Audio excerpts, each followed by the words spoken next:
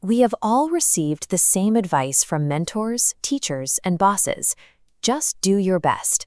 It sounds supportive, but it ignores the underlying mechanics of how we actually perform.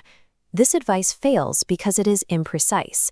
By telling the brain to do its best, you grant yourself subjective leniency. Precise targets means working at a fraction of the capacity demonstrated in these trials. You are effectively leaving those performance gains on the table. Why does shifting from do your best to a specific target like 20% by Friday cause such a significant jump in results? It begins with the directive function. Specific goals filter out irrelevant noise, focusing attention on required actions. Then, the energizing function triggers physiological arousal, prompting more effort.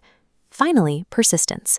Difficult targets prolong effort, forcing the brain to maintain higher intensity for a longer duration.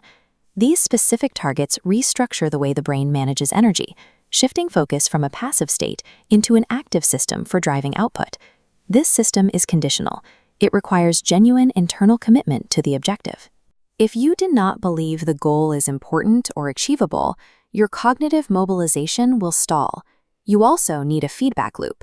You have to be able to track your progress in real time to calibrate your effort against the remaining distance to the goal.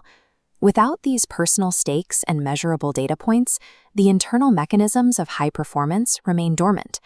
However, applying this exact strategy to a complex task leads to catastrophic failure. A complex task is navigating a new industry or learning a technical skill, where the path forward is unclear. In these environments, the pressure of a performance goal backfires. It consumes the cognitive resources your brain needs to acquire new information. Fixating on a rigid output quota in an unknown environment makes discovering successful strategies impossible. The solution in complex environments is to swap performance metrics for learning goals. Instead of demanding a numerical outcome, a learning goal tasks you with mastering a technique. And research confirms when the task is complex, those using high learning goals achieve nearly double the success rate of those focused on specific quotas. This creates a two-part framework.